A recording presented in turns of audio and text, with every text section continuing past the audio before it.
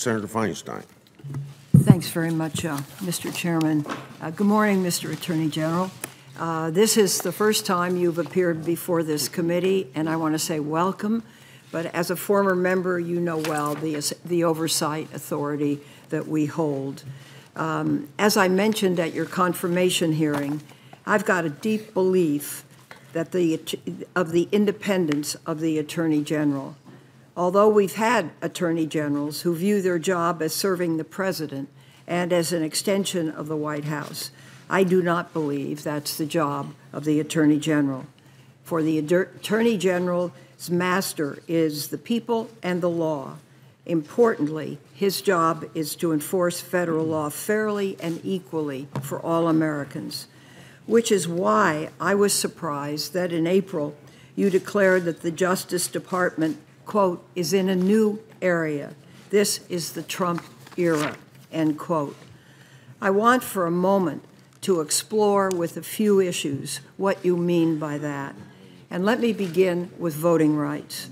During your confirmation hearing, you testified, and I quote, the aggressive enforcement of laws to ensure access to the ballot for every eligible voter without hindrance or discrimination, end quote, would be a, quote, special priority, end quote. I was really very pleased to hear that. However, this year, the Justice Department discarded its long-standing position on a Texas voter ID law. For nearly 6 years, the Department of Justice had argued that the Texas law was unconstitutional and intended to discriminate against minority voters, based on evidence that shows voter ID laws, quote, have a disproportionate effect on minorities. Despite this, just 2 weeks after you were confirmed, the department dropped its opposition to the Texas law. The department also changed its position on another key voting rights case, this one involving Ohio's purge of voters. Under Ohio's procedure, voters who hadn't cast a ballot in 6 years and failed to return a postcard were removed from state voting rolls. This process reportedly resulted in the removal of 40,000 voters in one county alone, Cuyahoga County, which covers Cleveland and its surrounding suburbs. Civil rights organizations challenged the process, arguing that the National Voter Registration Act forbids the state from removing individuals for failing to vote. In July 2016, the Justice Department told the court it opposed Ohio's purge, and in September 2016, the Sixth Circuit agreed that Ohio's process for removing voters from its rolls was illegal. This ruling cleared the way for thousands of Ohioans to cast ballots in the 2016 presidential election. However, that decision is being appealed to the Supreme Court, and now the Department of Justice is taking the side of removing voters from the rolls, even though the last election clearly demonstrated how this policy harms eligible voters. I'd now like to turn to LGBT rights. Throughout my career, I've worked to ensure LGBT Americans have equal rights and protections under the law. And it's important to me that we preserve these protections. And this committee should not tolerate efforts to undermine the progress that's been made. At your confirmation hearing, you testified, and I quote, "We must continue to move forward and never back. I will ensure the statutes protecting the LGBT community's civil rights and their safety are fully enforced," end quote. So I was very pleased to learn that the department is sending a top hate crimes lawyer to Iowa to assist with prosecution of the case of a transgender teenager murdered last year. According to the Times, this decision was personally initiated by you. However, I was also surprised and concerned to learn that this summer, the Justice Department switched its position on Title VII and is now arguing that the law does not protect LGBT workers.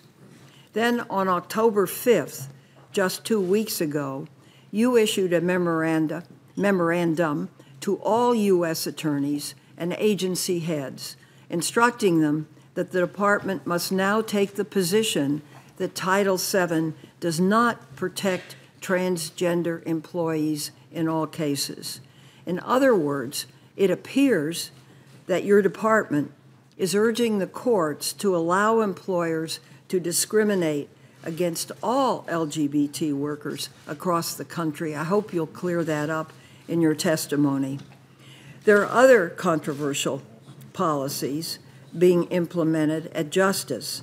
The president's travel ban, for example. Multiple federal courts found the Muslim ban unconstitutional, including another court in Hawaii just yesterday. These travel ban efforts are an affront to our nation's commitment to religious liberty. Yet the Justice Department staunchly defends the ban. On DACA, you recommended in September that the program be terminated. And I think we believe these young people have placed their trust in the government. They have come out of the shadows. They've provided all their information to authorities. They seek the opportunity to get right with the law.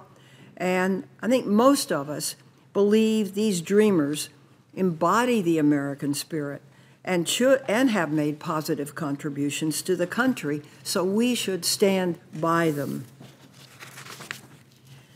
Finally, we will also want to hear about the firing of FBI Director James Comey. President Trump initially said he fired Director Comey based on your recommendation and that of Deputy Attorney General Rod Rosenstein. Within days, however, the president admitted to Lester Holt on NBC News that he actually fired Comey because of, quote, the Russia thing, end quote. It's also been reported that the day before he fired Director Comey, President Trump summoned his top advisors and told him that he had prepared a termination letter.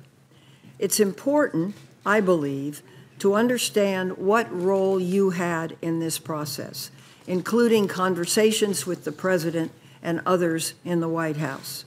Last week, the Democratic members of this committee sent a letter making it clear we would be asking about Director Comey's firing at this hearing, and that we expected answers or the assertion of a valid claim of executive privilege by the president. In conclusion, Attorney General, your department, as you know, is incredibly important, and you are as well. Our country depends on a department that's independent, committed to protecting the rights and freedoms of all Americans, not just some.